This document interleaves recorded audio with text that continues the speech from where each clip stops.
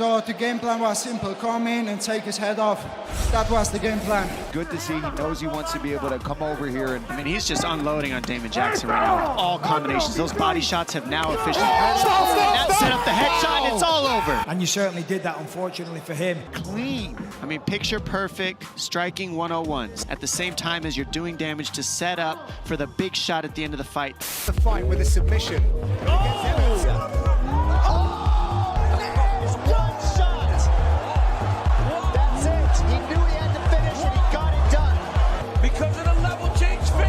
Dana, give me my shot. What is up, everybody? Welcome back to the City Light Project YouTube channel for yet another predictions video here. Today, we're going to run down UFC on ABC 5, Emmett versus Topuria. Let's get right into it. First fight on the card, Cody Brundage against Sedriques Dumas. Cody Brundage, 8 wins, 4 losses in his pro MMA career. He's 29 years of age, fighting out of Colorado. He is the slight favorite, minus 125.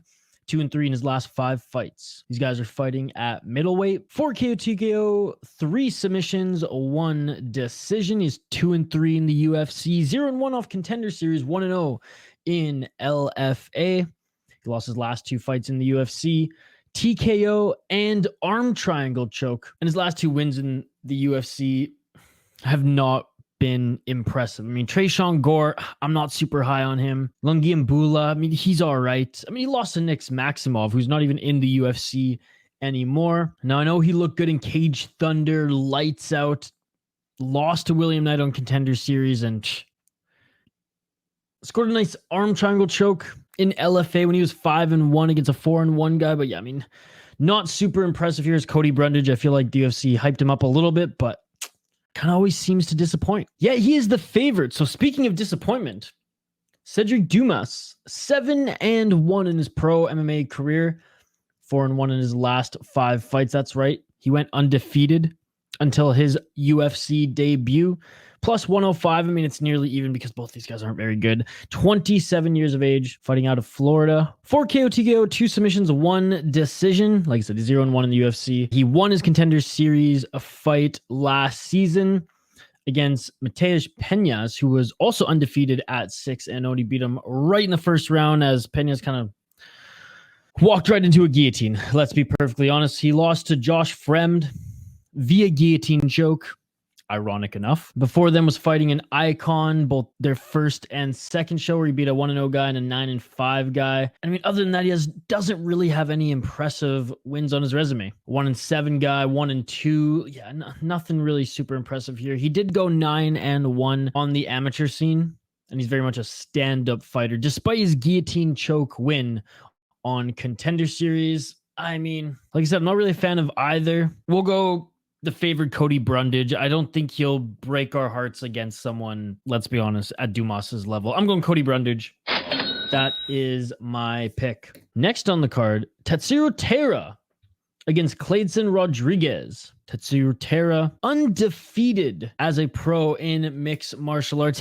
Pretty big favor here as well, minus 375. He's only 23 years of age, fighting out of Japan. Undefeated, unbelievable appearance in his last fight as well. 3 KO, TKO, 7 submissions, 3 decisions, 3-0 in the UFC. And he's also undefeated in Shuto, Japan. Look, his last fight, Jesus Aguilar, who was 8-1. He beat a 10-3 guy in the UFC, 8-1. Carlos Candelario, 6-2 at VTJ 2021. As we go through some of like the fights that he had in Shudo, like, yeah, he crushed a couple cans here and there, but not as egregious as the cat who's fighting Shane Burgos in PFL. Respectable 13-5 guy. I mean, 6-2 when he was 9-0. That's not bad. I mean, 24, 13-3 veteran. 6-1 when he was 4-0. 8-6 when you're 2-0, you know, whatever. Fought a guy who was 3-0 when he was 1-0. I mean, a respectable showing on the amateur scene as well. This guy's never lost even as an amateur. He went 9-0. The UFC have been building this prospect up, right? Just because he's so young. I mean, if you would have come in at like 26, 27, that's one thing, you know. Start giving him some decent fights, but No, they're building him up nice, and it's not like he's crushing cans at the UFC level either. He's up against Kleydson Rodrigues, which will be a fun fight because though Kleydson Rodrigues is the pretty big underdog here at plus 280, the guy comes out in the first round and blitzes, throws crazy knees, crazy shots. He is a very fun fighter, 27 years old, 4-1 in his last 5 fights. You know, coming off a beautiful flying knee victory and KO in his last one. Team Nogueira guy, 4 KO TKOs, 2 submissions, 2 decisions, 1-1 in the UFC, and he entered the UFC via Contender Series. And yeah, he beat Shannon Ross with the beautiful kick, followed by punches at the end of that first round. Only loss is to CJ Vergara in the UFC split decision, and fought in Jungle Fight and Lux before entering the UFC via Contender Series. So not bad at all. I mean, 2 fights in Jungle Fight, 1 fight in Lux, and yeah, he fought a 5-0 guy, 4-3, 2-3, whatever. Jungle Fight, kind of on that Shudo Brazil and Shudo Japan level. They developed some decent fighters, even enough to get them into like Cage Fury or LFA, as LFA is starting to have a pretty good Brazilian roster, starting to have some pretty good Brazilians on their roster. Man, Tapology's tripping out. Yeah, I'm going with the favorite on this one, folks. Tatsuro Taira, he's just better, but Kleydson could give him a lot of issues early in that first round. I mean, this guy does throw a lot of crazy shit. I just think Taira is better. So that is my pick with the favorite, locking it in. I'm happy, thank you! Moving up the card, we got Jamall Emmers against Jack Jenkins. Jamall Emmers, 19 wins, 6 losses, 3-2 in his last 5 fights, but he's 1-1, lost 1, 1-1, lost 1. 1-1. He is coming off a win. He's a slight favorite, minus 175, 33 years of age, fighting out of California. 7 KO, TKO, 3 submissions, 9 decisions. 2-2 in the UFC, 3-0 on LFA. He lost his bout in Contender Series. Great win over Radzhabov, who was 23-0 coming into that one. Lost Pat Sabatini. No shame there. Beat a 7-2 guy. I mean, lost to Giga Chikadze, no shame there either.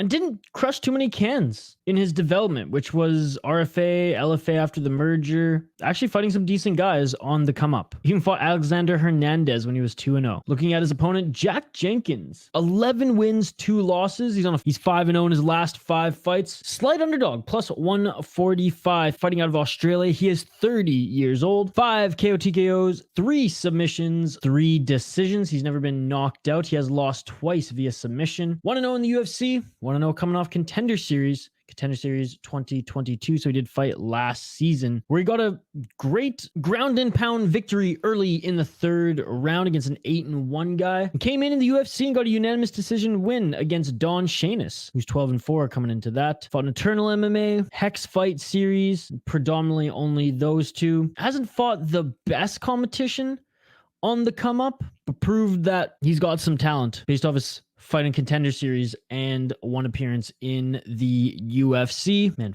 Tapology is tripping out tonight. Fix your guys. Oh my God. I am going to go with the underdog on this one, Jack Jenkins. I think this is actually pretty good value. I think he's on the come up. I think we haven't seen even close to this guy's ceiling. Now, is this guy's ceiling, a champion? No, I don't think so. Jamall Emmers is a solid fighter. Don't get me wrong. There's a reason he's the favorite. I understand why he's the favorite. He's fought better guys. He has been in the game a lot longer than Jenkins, but that's just it. He's got a lot of mileage on that body, and I think it's Jack Jenkins' time, and he keeps leveling up now at the highest level in pro MMA. Look, this one could bite me in the ass. Emmers could 100% take this fight as he is the better fighter right now, but I think this is a leveling up opportunity, and I think Jack Jenkins is going to take it. That's my first underdog pick of the night, plus 145.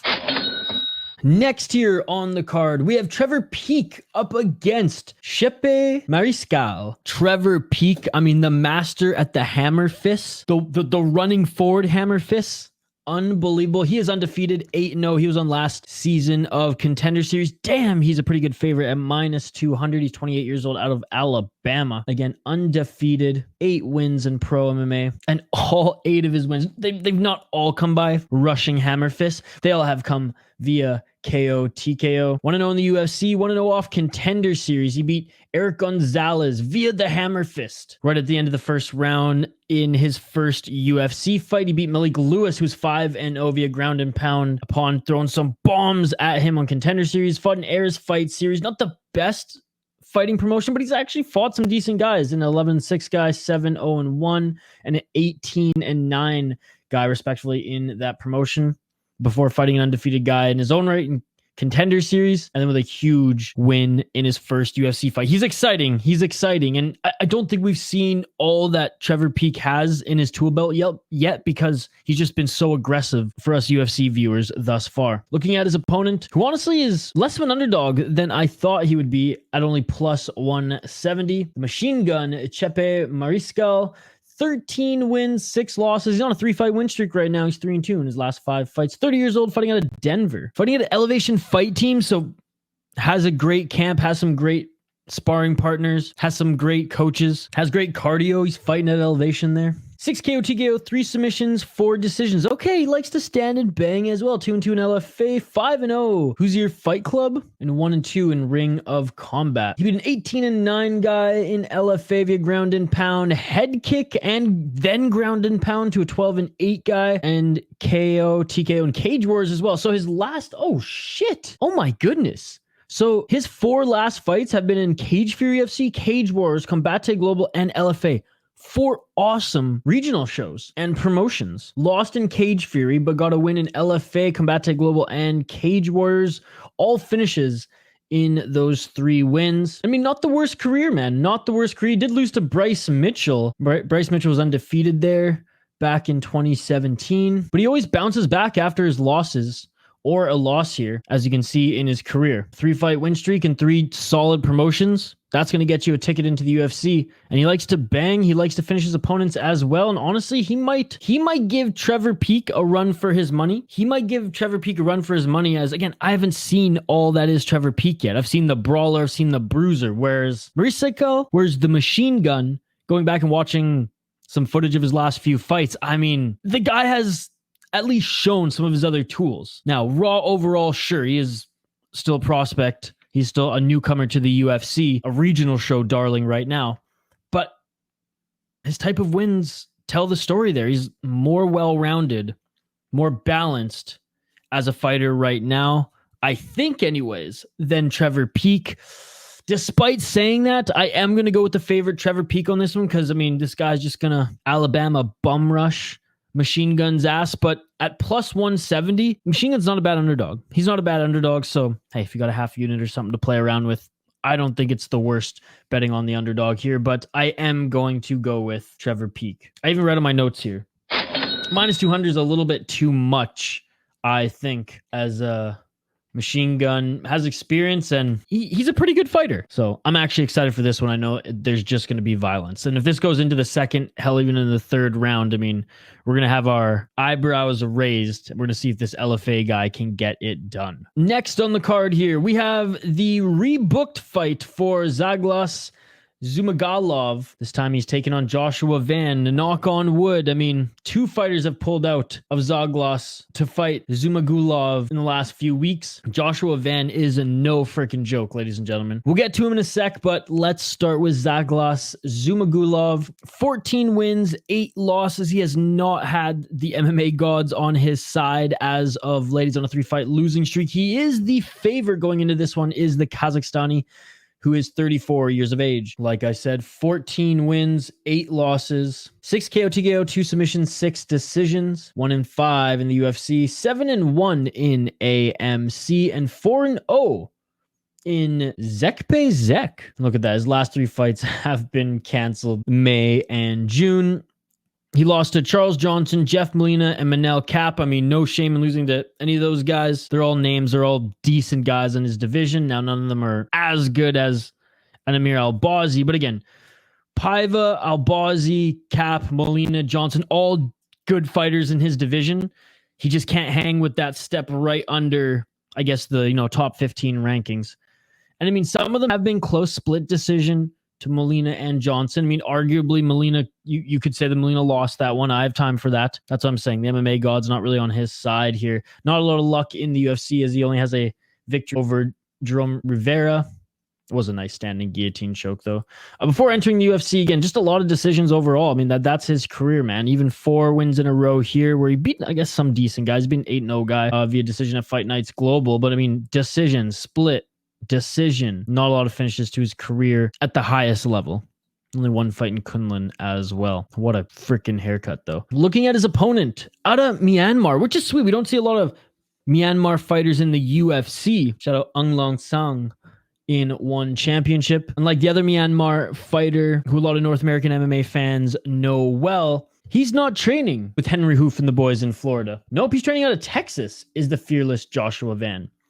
7-1 in his pro MMA career. He's on a 5-fight win streak. He's 5-0 in his last 5 fights. 21 years old, man. 21 years old here. This Tapology site tripping out is going to be the death of me, folks. 5 KO, 2 KO, 2 submissions, 0 decisions. That is right. He has finished every single one of his fights. 7-1 in Fury. That's right. He has fought 8 times between 2021 and 2022 in Fury FC alone, which, hey, I don't think it hangs with the LFAs, the Cage Fury, how Cage Warriors. It kind of like talent level hangs, around Eris, I guess, maybe a little bit better. But Eris is just so much better in its production and everything. I'm not a huge fan of Fury FC, but let's take a look at his career. He's actually fought some decent guys as of late. I know, 17-9 guy. Hey, when you're 6-1 and you fight a guy with that experience, that's pretty awesome. 7-1 guy. And before then has fought some cans, let's be honest. But he was only 3-1. So he fought a 2-1 guy. Well, he was only 2-1, right? So we can't really, I guess, nitpick too much here when he decided to take that next step up in competition to beat a 7-1 guy, like I said, and fought a guy with a ton of experience, 17-9. I mean, I've talked to a few people. People have been messaging me on Twitter and stuff too, being like, yo, I know you got him. I know. I know you got Joshua Van in this one. There ain't no way you're picking Zhumagulov. And to them, I say, you are absolutely right. I am going with the underdog in this one, plus 115. It's so funny because in my last prediction video, when I thought Zhumagulov was going to fight, I picked him to win that one. But I just think with now 3 fights being canceled, with preparing for this guy and this guy and this guy, I think that would mess with the head of Zhumagulov more than the fearless 21-year-old who's just playing with house money at this point, who can take a fight on short notice easier than going through an entire camp in those cycles, just because he's probably training all the time. He's probably in fight shape more often than that of Zhumagulov. Having said that, Zhumagulov has been in fight shape waiting for his fight the last 2.5 to 4 months, right? Given where he would have started a camp and obviously was supposed to fight in May and then a couple times in June as well. Despite all that, though, Joshua Van, I don't know if I hit this already, but I'm locking it in again. Let's go, baby.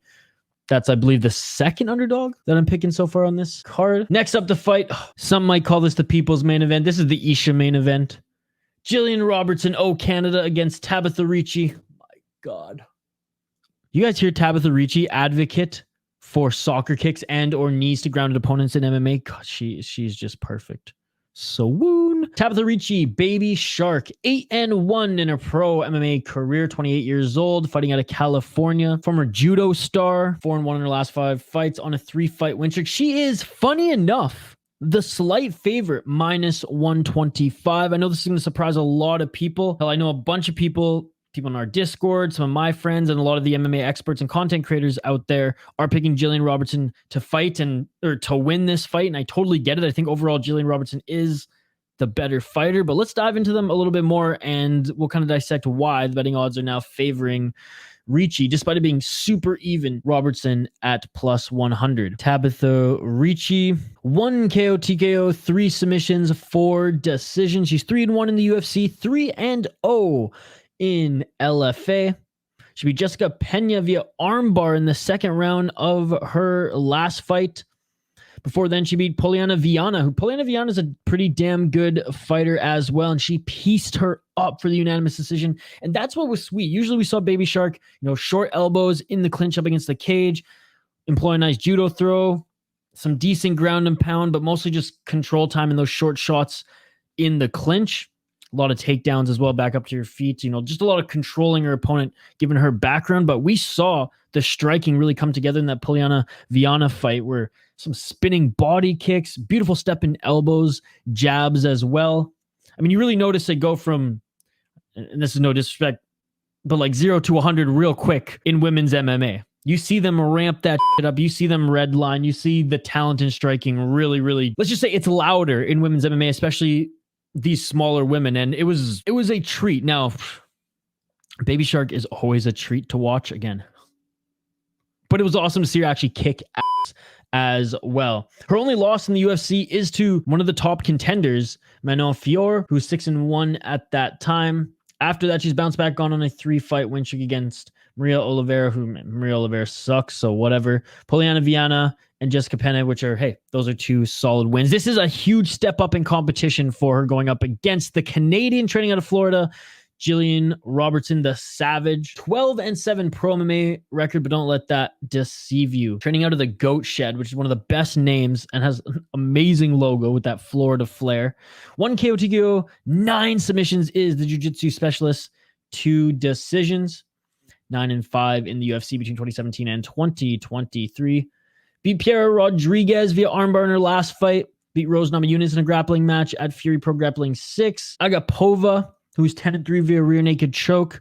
Lost to JJ Aldrich, who she's solid via unanimous decision. Absolutely destroyed Priscilla Cachoeira, who Cachoeira tried to blind her in that fight. Notable losses to Taila Santos, Miranda Maverick. I mean, she probably should have beaten Miranda Maverick given how easily Jazdu Vicious beat her in her last fight, but Taila Santos is no joke, and JJ Aldrich is not bad. Lost to Macy Barber, so again, no shame in that. Wins over Veronica Hardy, Molly McCann, and like we said, the undefeated Piera Rodrigues just a couple months ago. Now look, I do think Gillian Robertson is the better fighter. I think Gillian Robertson is the better grappler, not just because, jiu-jitsu over judo. It's not like that at all. I just think she's stronger. She's bigger. She's a lot taller than her. They have similar reach. I imagine she cuts more weight. Baby Shark is strong as fuck, though. It's not like she's just a smaller, athletic woman fighter. Like, she's got some muscle. I think this is a great matchup overall. I think this is going to be an exciting fight. This is one of the better weight classes in women's MMA, especially in the UFC. Again, it's a treat if you're looking forward to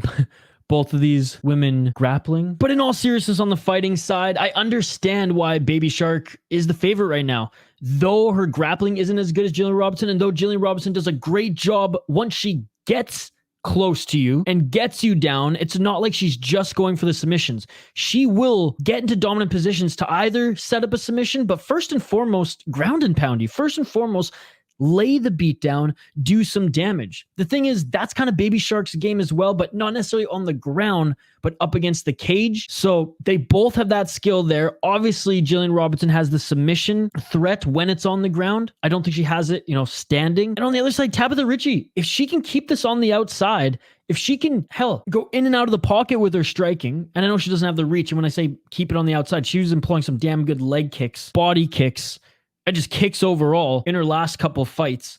If she can keep this standing for the most part, win a round at least, striking by doing some damage, I can see how she's going to win this fight. I think it goes the distance. I don't think Gillian Robertson finishes Tabatha Ricci. I don't think Tabatha Ricci finishes Gillian Robertson either. I can see this one being a split decision. And despite Gillian Robertson I truly believe being the better fighter, I think this is a good matchup for Tabatha Ricci, and I think she gets this one done. I've been going back and forth with this one all week. When I first made the list, it was Ricci.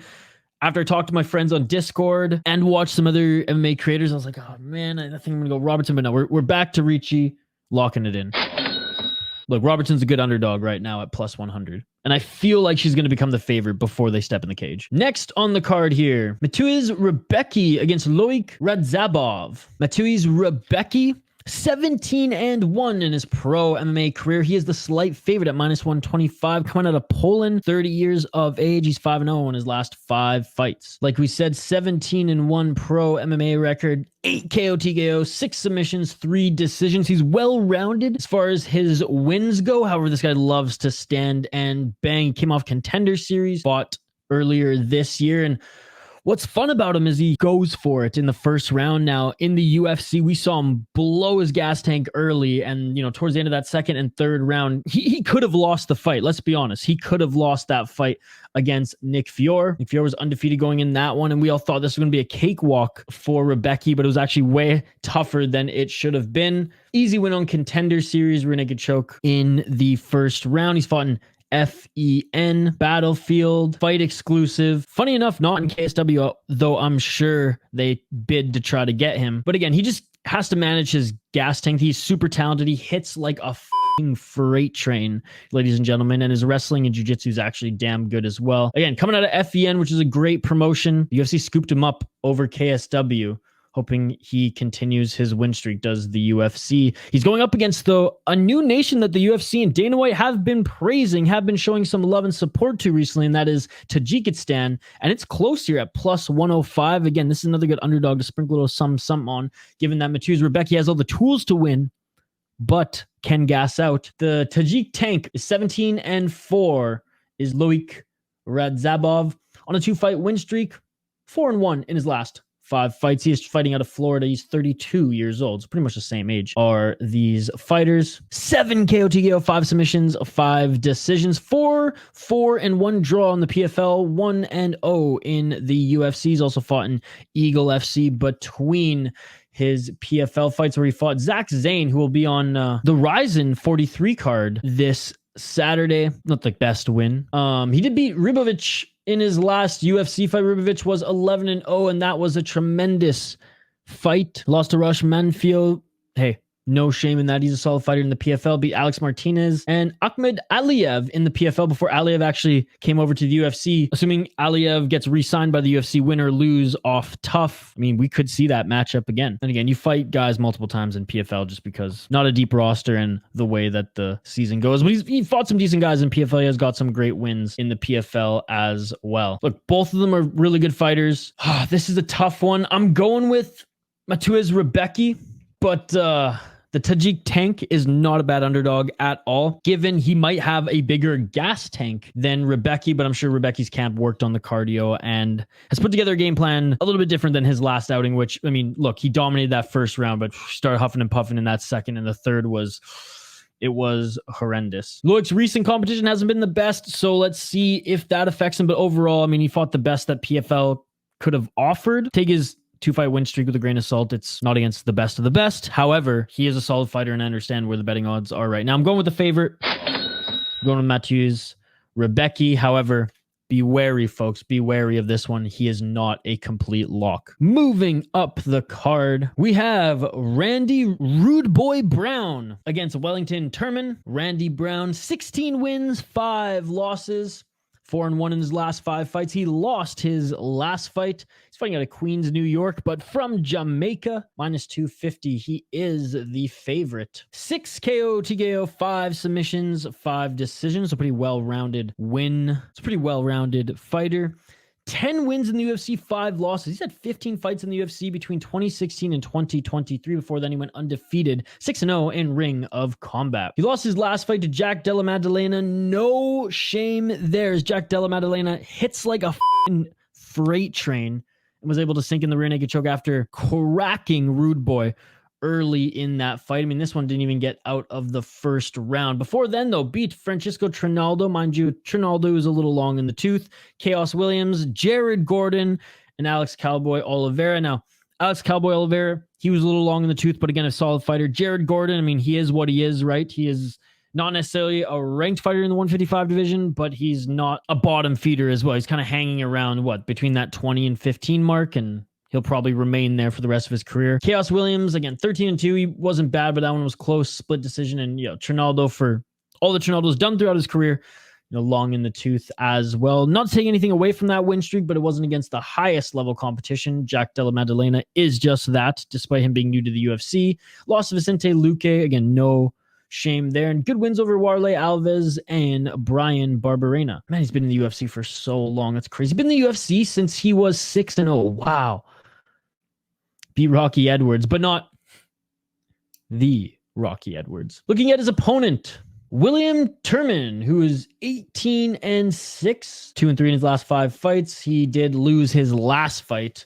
He is 26 years old, fighting out of Brazil, plus 205 underdog. He's only 26 years old, fighting at a Teixeira's gym there in Danbury, Connecticut. 4 KO TKO, 8 submissions, 6 decisions. He's 3 wins, 4 losses in the UFC. 4-1 in Immortal Fight Championship. Lost his last fight to Andre Petrovsky. I like Petrovsky, by the way. He's looking damn good. However, Petrovsky, he did start to gas late in that fight as well. That was a good one if memory serves me well. Both these guys went at it, showed all of their skills in that one. Beat Misha Sirkunov via armbar, solid win. Beat Sam Alvey. I mean, who hasn't? Lost to Bruno Silva. Bruno Silva has some great KO power, and we're going to see Bruno Silva fight Brendan Allen up the card. Lost to Andrew Sanchez. You want that one back. Carl Robertson, you want that one back. Beat Marcus Perez, who's 12-2 at that time. That's not bad. Pretty much developed in Future and Immortal. Look, I haven't been super impressed with Wellington Turman yet. However, he is the prodigy. He's only 26, and now that Glover Teixeira coaching full-time, let's see if this can be the next one out of that gym, but I don't think it is now. And there's a reason that Randy Brown, given 78 inches of reach, standing 6'3", I mean, the guy is huge, and I think, there's levels to this. If he can avoid the takedown, if he can avoid the ground and pound heavy game that Wellington Turman will likely try to employ, then this one's easy. He'll pick him apart at range, land a good shot, and maybe even finish the fight himself. I'm going with Randy Brown on this one. Next fight we have of the card is Neil Magny against Philip Rowe. Neil Magny, the Haitian sensation, 35 years of age, 27 wins, 10 losses. I mean, he's been fighting for so long. I forget what season of The Ultimate Fighter Neil Magny was on, but I know he was on an earlier one. Was it GSP cost check, or was it even earlier than that? Anyways, 3-2 in his last 5 fights. He did lose his last fight to Gilbert Burns. Minus 150. He is the favorite. Fighting at an Elevation Fight Team. 7 KO TKO, 4 submissions, 16 decisions. Oh my goodness. 20 wins in the UFC, 9 losses. Lost to Gilbert Burns' last fight. Beat Daniel Rodrigues before that via Darce choke. Lost to Shavkat Rakhmonov. Beat Max Griffin. Beat Jeff Neal. Man, that win has aged well. Beat Robbie Lawler. Li Jing Liang. Carlos Condit. Johnny Hendricks, Hector Lombard, Kelvin Gastelum. I mean, look at the wins that he has on his resume. And you look at some of his losses too. It's not like he lost to scrubs. Ponzinibbio, Dos Anjos, Chiesa, Rakhmonov, like we said, and Burns. So not bad losses on his resume in the UFC at all. He is the perennial top 10 gatekeeper in the welterweight division. Philip Rowe, the Fresh Prince. He does look like a Will Smith these days anyways. My wife's name out your mouth. 10 wins, 3 losses. He is on a 3-fight win streak. He is 4-1 in his last 5 fights, fighting out of Orlando, Florida. One of Mike Perry's training partners. 32 years of age is Philip Rowe, the Fresh Prince, and he is plus 120. It's not a huge underdog here. Again, Philip Rowe, 6 KO TKO, 4 submissions, 0 decisions. So he's finished all of his fights, 3-1 in the UFC, 1-0 off Contender Series.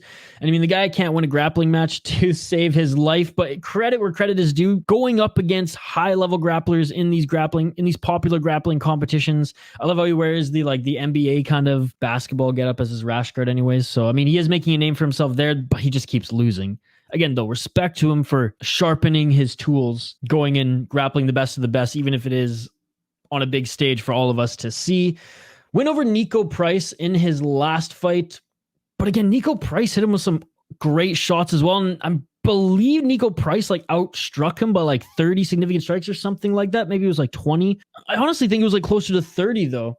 Rowe just would hit him with big shots and then get hit a bunch more times. Nico Price, I mean, I don't think anyone really expected Nico Price to win that fight. Nico Price, shadow of what he used to be. But the fact that Nico Price outstruck him and actually hurt him in that one as well, I mean, that's a little concerning. Jason Witt, 19-7, whatever. This undefeated guy, whatever. Orion, not to be confused with the belt. Shabazian, whatever. That's coming on Contender Series. I guess he was 7-1. Last thing, I just haven't been impressed with Rowe yet. None of his wins have wowed me too much. And if you look at some of the cans that he crushed on his way up, I mean, 0-3. I know he was only 3-2, but still. Never really wowed me. Not in his development, nor in the UFC. And, you know, Neil Magny's not an elite grappler by any means, but I do think he's a better grappler than Rowe. I do think that he's clearly the more experienced fighter. He's fought better guys. I just don't think that Philip Rowe will bring anything new to the table for Neil Magny. I don't think there's going to be anything that's too much for Neil Magny. They're both super tall. They're both super rangy. I mean, again, I got Neil Magny winning this one. -150. He is the slight favorite, and I don't think that Rowe's he's got no tricks up his sleeve here. Neil Magny will win this one. Probably via unanimous decision, if not, maybe some sort of submission. Brendan Allen against Bruno Silva, fighting at middleweight. Brendan Allen, surging prospect here. -165 favorite. All in Brendan Allen, 21 wins, 5 losses. He is 4-1 in his last 5 fights, and he is on a 4-fight win streak right now. 5 KO TKO, 12 submission, 4 decision, 9-2 in the UFC.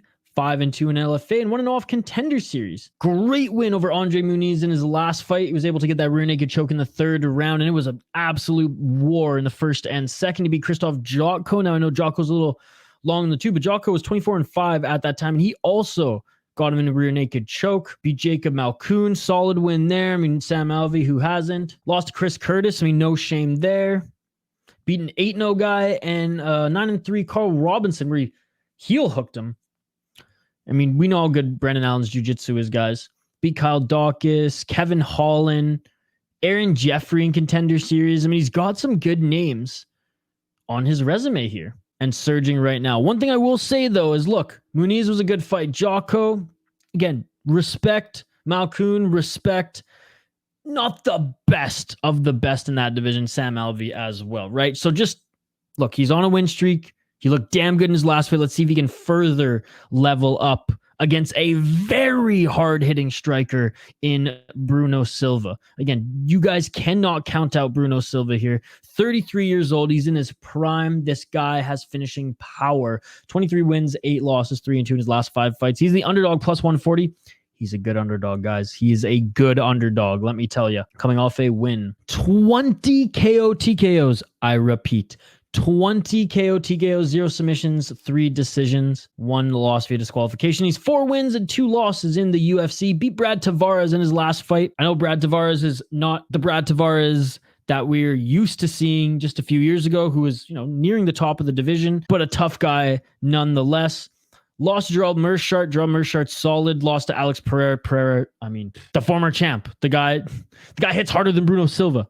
Before then, beat Jordan Wright, Andrew Sanchez, and Wellington Turman, all via finishes. He's fought an Immortal as well, which is decent. And then a lot of fights on the Brazilian regional. 20 KO TKO. And again, the guy's Brazilian. He knows how to defend a takedown. He knows how to defend a little jiu-jitsu here. But Brendan Allen's jiu-jitsu, Brendan Allen's ground game is legit. Can he get it to the ground? I'm going to say yes, he can. That's why I'm picking the favorite, Brendan Allen, to win. However, he's got to be careful on his entries. He's got to be careful of the knees. He's got to be careful of the elbows. He's got to be careful of the clinch. He can't get comfortable in the clinch looking for a throw or takedown in that sense, because Bruno Silva can take advantage of that, either using his strength to push away to set up a nice shot, or those short elbows, man, knees in the clinch. I mean, Bruno Silva is dangerous. This is a really good test for Brendan Allen here. If he can take out Bruno Silva, then it's like, okay, let's get this guy into the rankings. I mean, again, a solid underdog to bet on is Bruno Silva in this one.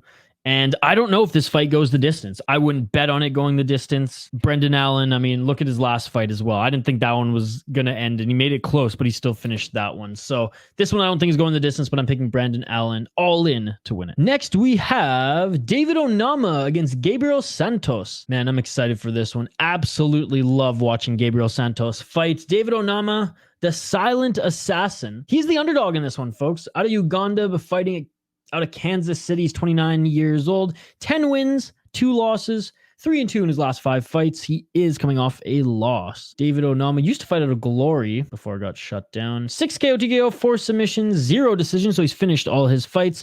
2-2 in the UFC, 5-0 in FAC, which was basically Krause's MMA promotion to feed his gym and his fighters through to the UFC. 3-0 in KCFA. Lost to Nate Landwehr, Nate the Train. Before then, beat Garrett Armfield and Gabriel Benitez to okay guys. Lost to Mason Jones. And in FAC, again, I wasn't a fan of FAC. Fury is like 1,000 times better than FAC. Beat a 5-1 guy, 16-11 guy, 8-4, 2-0, I mean 11-13. I mean, whatever, right? Whatever. He's got good striking, I will say that, does Onama. Looking at his opponent, though, a very exciting fighter to watch. Gabriel Santos, he is the pretty big favorite, and it is for a reason. He's coming in at -240. He's 26 years old, 10 wins, 1 loss, 4-1 in his last 5 fights, and he did lose his last fight. So both these guys coming off a loss. Both these guys want to get back in the win column in the UFC. Gabriel Santos, again, -240. Giving up a few inches of reach here, I will say. But man, does this guy bring the heat, brother. 3 KO, TKO, 4 submissions, 3 decisions. He is quite balanced in his MMA tools. 2-0 in LFA, 0-1 in the UFC. Lost a close split decision to Leron Murphy in LFA. Took out his opponent via the liver punch. His opponent was 12-2. Beat Marcio Barbosa, 13-1. Barbosa is a solid fighter in LFA. Also fought in Future and Rock and Fight MMA show. Oh my goodness. And again, kind of just developed in a good way as far as the matchmaking went. Fought a 1-0 guy when he was 1-0. Fought a 2-0 guy when he was 2-0. 5-2 guy when he was 4-0. 10-1 guy when he was 5-0. 11-2 guy when he was 6-0. I mean, this guy was not crushing Ken. This guy has actually gone against really, really good opponents in his development. Way better than that of Onama, in my opinion. I think he's just faster. I think he's more well-rounded, and I think he's the fair favorite here, and I'm going with Gabriel Santos. Heavyweights, baby. Let's go. Let's go. I know Austin Lane was supposed to fight a different Tafa. Was it a couple months ago? But he's fighting Justin Tafa now. Justin Tafa, 6-3 in his MMA career, his pro MMA career. He is 3-2 in his last 5 fights. He is coming off a 2-fight win streak. He is the slight favorite, -180. Coming out of Australia. And we know those Tafa brothers. We know how they like to box. He's a bad man. The Samoan Matt Mitrione, Justin Tafa, 6 KO TKOs, knocked out every single opponent that he's beaten. 3-3 in the UFC, 3-0 in Extreme Fighting Championship. Now, look, the last fighters that he beat weren't anything special. Although Parker Porter got a win in his last fight. He beat Parker Porter. He beat Harry Hunsucker. As the MMA guru says, 2 fat old men. Lost to Jared Van Der. He got to win that one. Lost to Carlos Felipe. Split decision. That's not a bad one to lose, I guess. That one could have gone either way. Got knocked out by 5-0 guy Jorgen De Castro. Before then was on a 3-fight win streak in XFC, which got him his UFC contract. Want to know off the amateur scene. Look, he hits hard and he's got an iron chin. He is a smaller heavyweight. Despite usually coming in at the weight limit, he is a shorter guy, only 6 feet tall. Going up against Austin Lane, he's got 6 inches on him.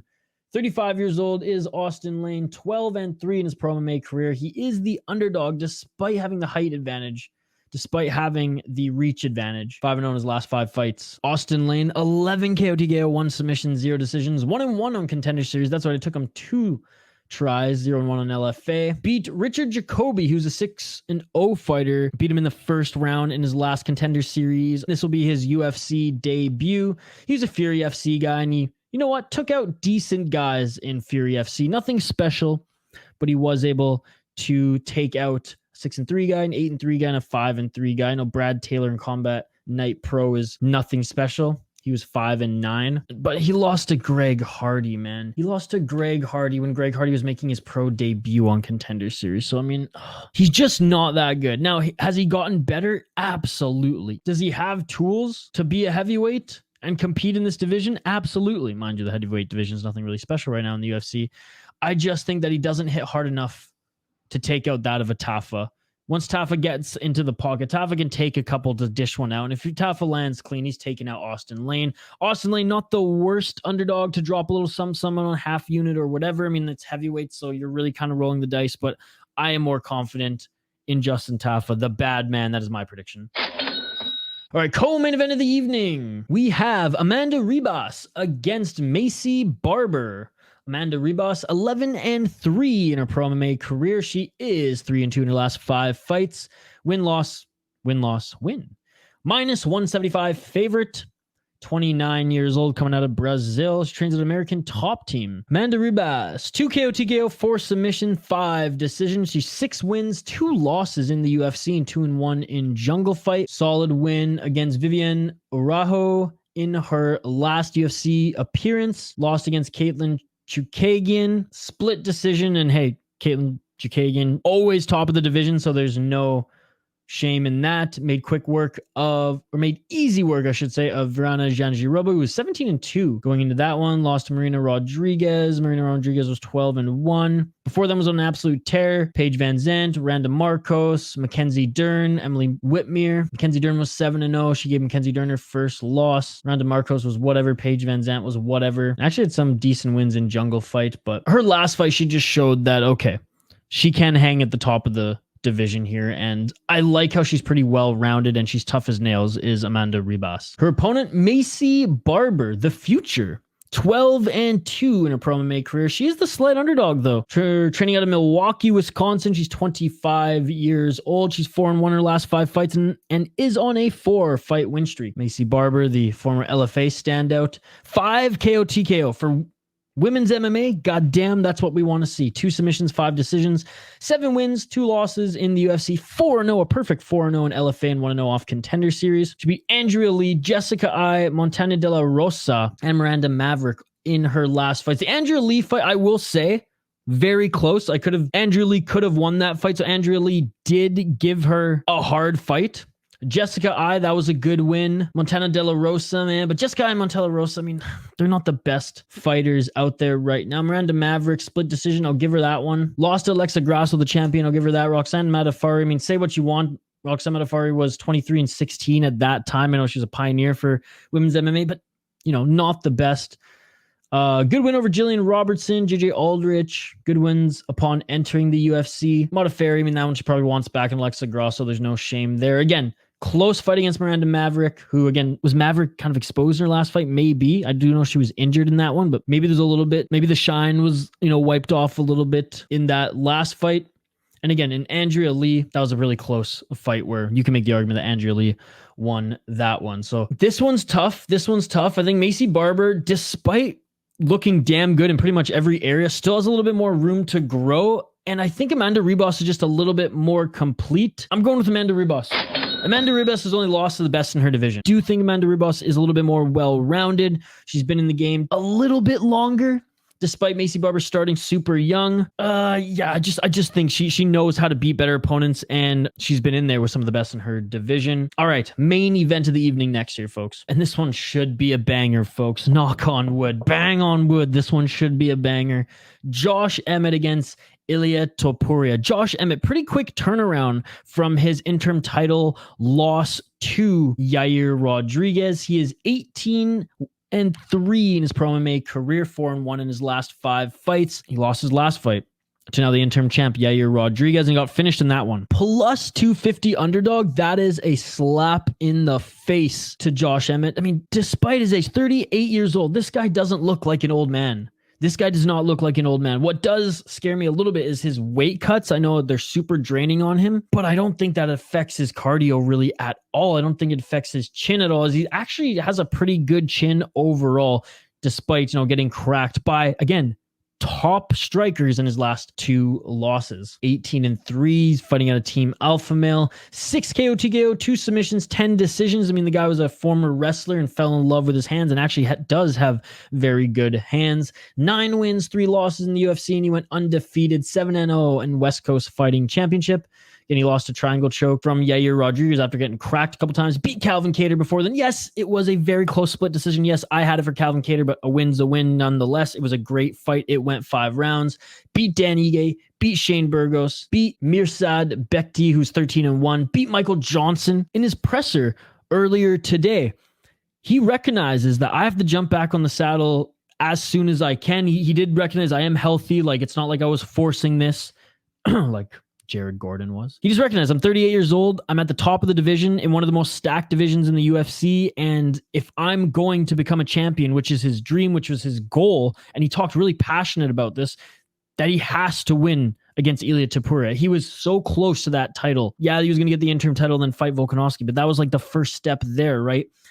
he recognizes that this might be the final kick of the can or one of the final chances he gets. He seems to be dialed. Speaking of being dialed, though, oh my God, Ilia Topuria. Some might call it arrogance. I just call it confidence, man. This guy oozes confidence. And again, some people can argue that it's arrogant. It's not like he was disrespectful to Emmett or his opponents at all. Paddy's not his opponent yet, so there you go.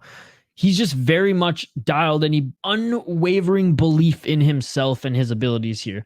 13-0, that's right. He is undefeated, minus 335. Again, I do not think the betting odds should be where they are. I think it's an absolute slap in the face. I think it is utterly disrespectful to Josh M.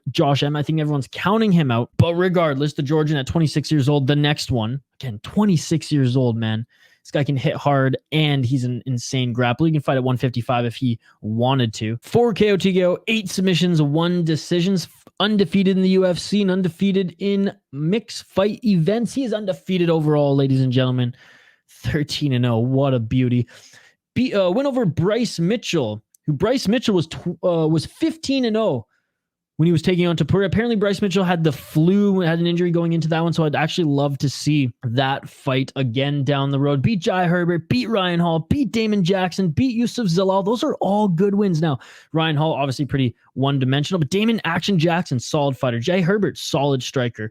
Bryce Mitchell was supposed to be the grappler to give Topuria his hardest fight yet. And again, maybe there's an asterisk behind that one because of Bryce Mitchell's injuries, but still solid development in Brave and Cage Warriors, folks. 7-1 guy and 8-1 guy before then. I mean, he deserved a layup after that, eh? 10-2, 18-3, 8-1 in Ryan Hall. I mean, he is the real deal, ladies and gentlemen. And this is a title eliminator. Whoever wins this one will fight Volkanovski next, I imagine, for the title. I mean, unless Max will beat Zombie, though. So maybe this isn't for the title. Maybe whoever wins this one goes up against the winner of Max Holloway and Korean Zombie, which is likely going to be Max Holloway. So the UFC can, try to get a different title contender that's not Max Holloway. And I mean, Emmett versus Holloway or Holloway versus Topuria would be a good fight. Regardless. I am going with Ilia Topuria to win this one, folks. And again, it's not because he's the massive favorite. I'm not reading into that shit at all. I just think everyone's being utterly disrespectful to Emmett. I don't think he has an injury or anything like that. Topuria has fought every style of fighter, especially if you are rising the rankings of the UFC and developing still. He's fought elite grappler. He's fought very hard hitters, and he's fought good wrestlers.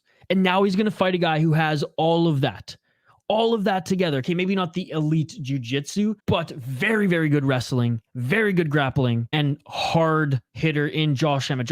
Josh Emmett has been there for a while. Josh Emmett is the veteran. Josh Emmett is Topuria's biggest test thus far. Emmett's a former contender. He's a veteran, so experienced, great camp. However, El Matador, he's the next one. He's the next wave. And I think he's just going to give, especially over 5 rounds, he's going to give too much for Emmett to handle. It's going to be so different from the striking match that we saw in the Yair Rodrigues fight for Josh Emmett. This one's going to be a grueling fight, ladies and gentlemen. And though I do not think the betting odds should be where they are, this should be very, very close. I mean, I would imagine Topuria would be like a minus 125, maybe minus 170. Josh Emmett plus, 150, something like that. This is absolutely insane. But anyways, I'm going with Ilia Topuria to win it. All that aside, if Josh Emmett does win it, though, man, just give the poor man the title shot, because you're going to throw Holloway in front of him after that, assuming Holloway beats the Korean Zombie. Come on. Those are my predictions, folks. Let me know yours in the comments below. Let me know if you have any crazy parlays as well. Like this video, subscribe to the channel, and I'll see you on the next one. Don't forget to join us for the Fight Companion this weekend as well, folks.